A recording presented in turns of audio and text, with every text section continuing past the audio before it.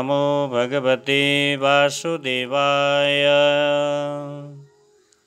सम्पूर्ण बन्धुराज खनाल युट्युब च्यानललाई निहालेर बस्नुभएका भक्त सज्जन महानुभावहरूमा मेरो अन्तस्करणदेखि नै हार्दिक ओमको नमन टक्र्याउँदछु, स्वीकारी बक्सिएला। यहाँहरू समक्ष विभिन्न खालका नयाँ जानकारीहरू लिएर आउने क्रममा आज म विशेष 2077 साल ज्येष्ठ महिना 20 गते मङ्गलबारको दिन रहेको एकादशी तिथिमा निर्जला एकादशी व्रतको विषयमा चर्चा गर्न गइराखेको छु।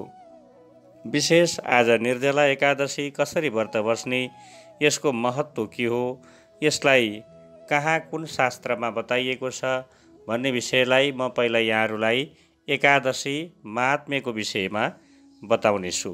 अत्यन्त ध्यान दिएर एकाग्र एकभक्त एकचित्त रहेर यस एकादशी व्रत महात्म्यलाई श्रवण गर्नुहोला, जसको कारणले मात्रै पनि तपाईहरूको वर्षभरिको एकादशीको फल प्राप्त हुन सक्ने यस्तो महान पुण्यदायी एकादशी तिथि व्रत यहाँहरूले श्रवण गर्दै हुनुहुनेछ। यहाँहरूको एकादशी व्रतलाई सजिलो होस्, सहज होस् भन्ने विचारको ध्येयको साथमा हामीले यस युट्युब च्यानलमा एकादशीको व्रत कथालाई अपलोड गरेका छौँ। यदि नयाँ हुनुहुन्छ भने यस च्यानललाई सब्सक्राइब पनि गर्नुहोला, आफ्ना इष्टमित्र भाइबन्धुहरूलाई पनि सेयर गर्न सक्नुहुनेछ यहाँहरूले भन्दै आउनुहोस् म कथालाई प्रारम्भ गर्न चाहन्छु। अथ ज्येष्ठ शुक्ल एकादशी व्रत कथा प्रारभ्यते।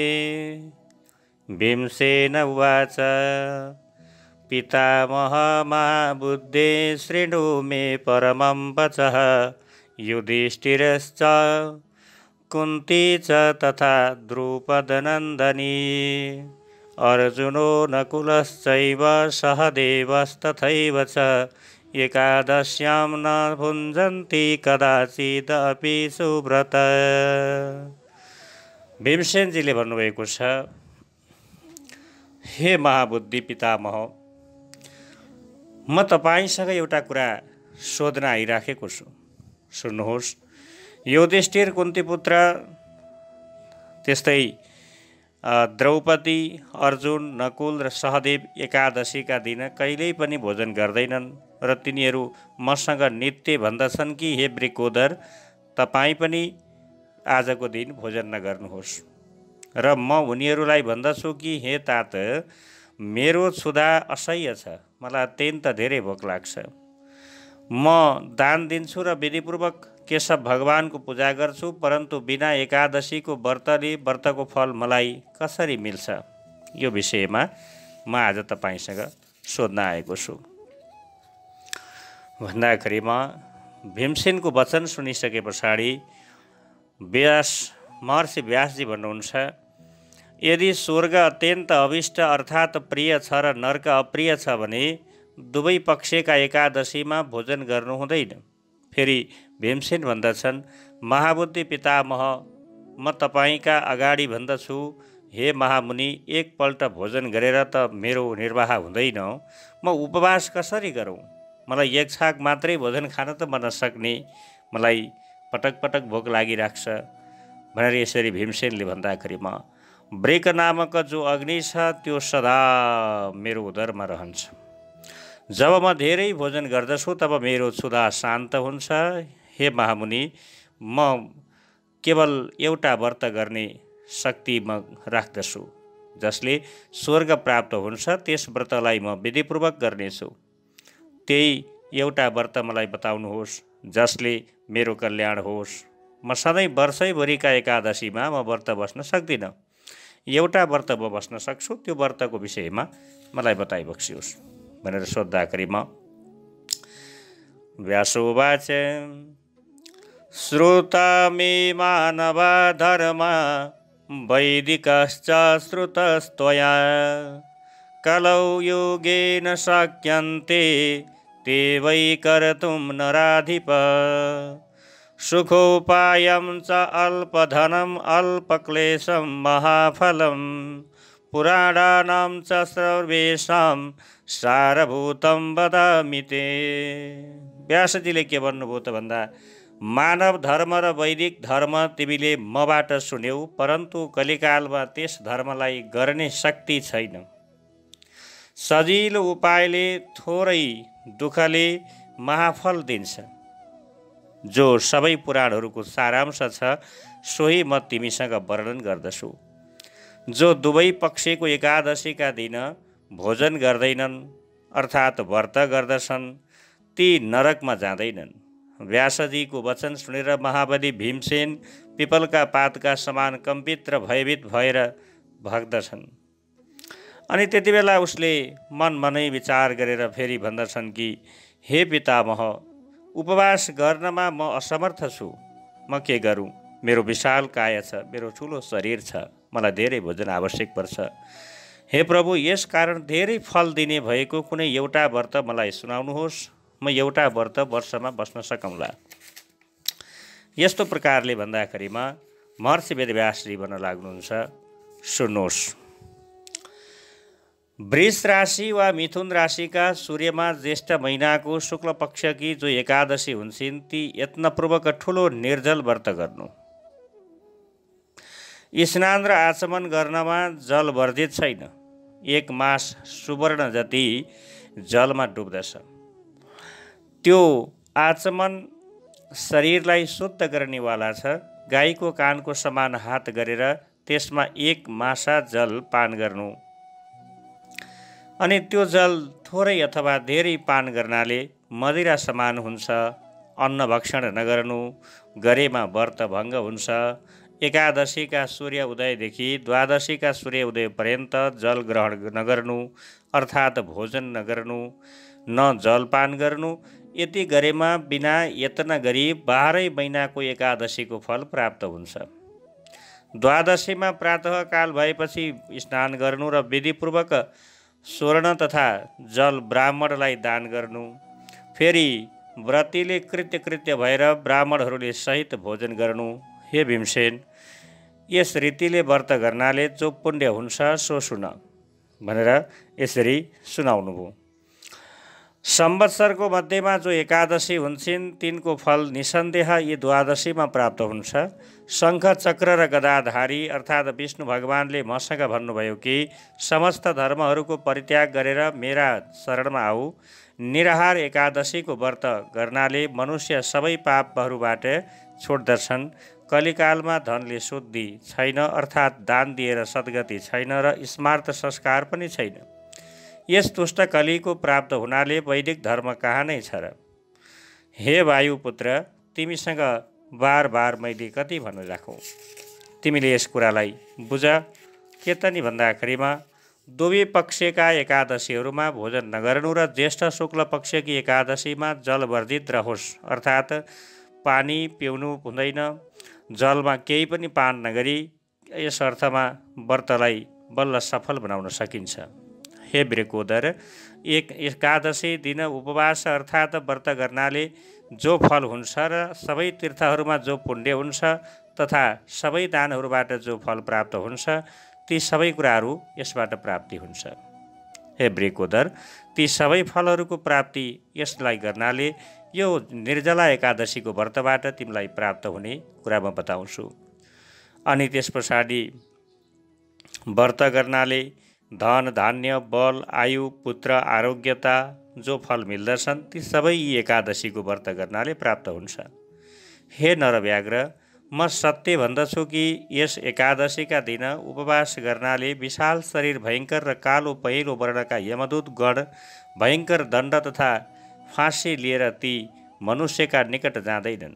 पीताम्बर धारण गरेका र हातमा चक्र लिएका मोहिनी मूर्ति भगवान विष्णुका अन्तिम समयसम्म ती दूतहरू आउनेछन्।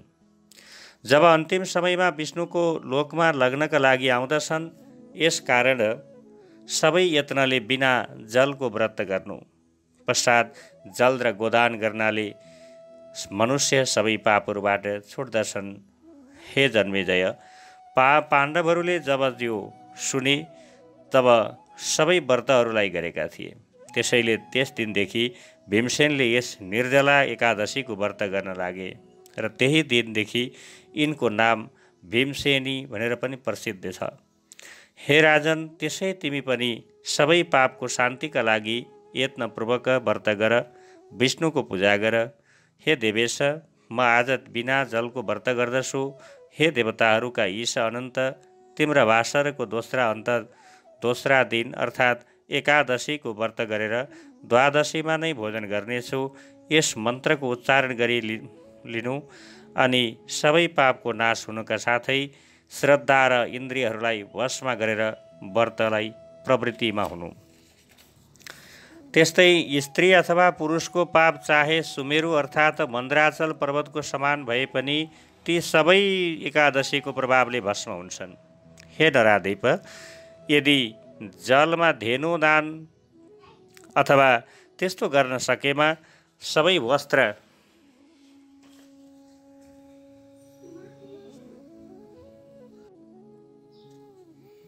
हे नराधिप, यदि जलमा धेनु दान गर्न सकेदेखि वस्त्रमा बाँधिएको सुवर्णका साथमा कलश प्रदान गर्नु।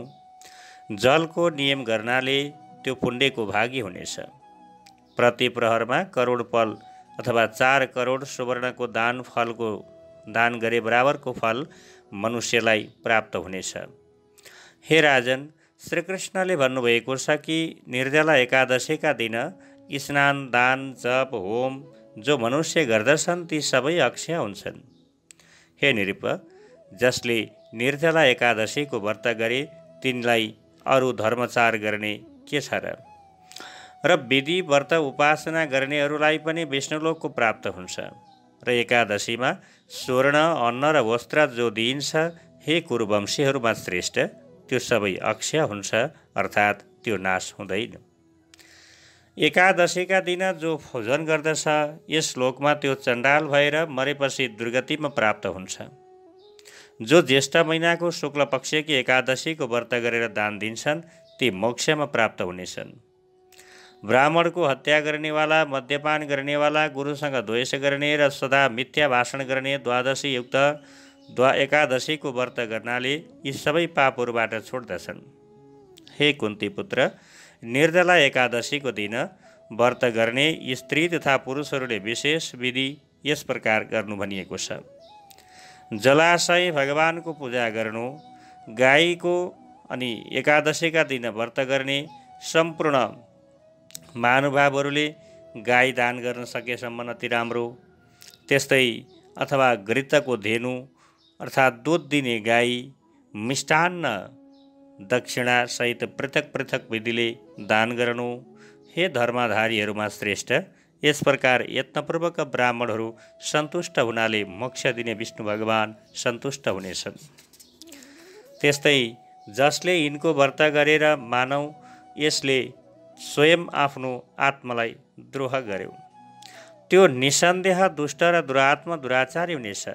र जसको यिनको व्रत गरेको छ, जसले भगवानको एकादशीको व्रत बस्छ, त्यो आफ्ना कुललाई सहित 100 अगाडि र 100 पछाडिका कुटुम्बहरू समेत आफूलाई वासुदेव भगवानका लोकमा पुर्यायो भन्ने कुरा बुझ्नु। 100 कुटुम्बहरू सहित त्यो मोक्ष प्राप्त हुनेछ। जो मनुष्य शान्तिपूर्वक दान पारायण गरेर विष्णु भगवानको पूजा गर्दछ, जो मनुष्य एकादशीका रात्रिमा उपवास गरेर जागरण गर्दछ र अन्न, जल, गाई, वस्त्र, सुन्दर शय्या, आसन, कमण्डलु र छाता एकादशीका दिन दान गर्दछन् र खराउ अथवा जुत्ता उत्तम सुपात्रलाई दिँदछन्, ती सुवर्ण विमानमा चढेर अवश्य स्वर्गमा जानेछन्। जो मनुष्य यस कथालाई भन्दछन् अथवा सुन्दछन् ती दुवै निसन्देह स्वर्गमा जानेछन्। मनुष्यलाई जो फल दिनेवाला सिनियाली अमावस्या, सूर्यग्रहण परेमा श्राद्ध गर्नाले जो फल प्राप्त हुन्छ त्यही फल यसलाई श्रवण गर्नाले मात्रै पनि प्राप्त हुन्छ। यहाँहरूले अत्यन्त शान्तचित्त भएर कथा श्रवण गरिबक्स्यो, यहाँहरूलाई पनि महापुण्य फल प्राप्ति होस् भन्ने हामी भगवानसँग प्रार्थना गर्दछौँ। दन्तधावन आदि गरेर विधिपूर्वक बिना अन्न जलको एकादशी व्रत गर्नु, केशव भगवानको प्रसन्नताका लागि आचमनको जल छोडेर एकादशीमा अर्को जल ग्रहण नगर्नु, द्वादशीका दिन देवताहरूका पनि देवता त्रिविक्रम भगवानको पूजा गर्नु र जल पुष्प तथा धूप दीप विष्णु भगवानलाई अर्पण गर्नु। यसरी भगवान विष्णु प्रसन्न हुनुहुन्छ। विधिवत पूजा गरेर यस मन्त्रको उच्चारण गर्नु कि हे देवताहरूका पनि देवता, तपाईँ संसार सागर वारपार गर्ने भएका ऋषिकेश, यस जल भरिएको घडाको दानले मलाई परम गति प्रदान गरिबक्सियोस् भनेर विष्णु भगवानसँग बिन्ती गर्नुहोस्। हे भीमसेन, यसपछि आफ्ना शक्ति अनुसार अन्न, वस्त्र, छाता, उपानह र फल संयुक्त घडा ब्राह्मणलाई दान गर्नु। विशेष गरेर जल धेनुको दान गर्नु अनि पश्चात ब्राह्मणहरूलाई पनि भोजन गराएर स्वयं पनि मौन भएर भोजन गर्नु।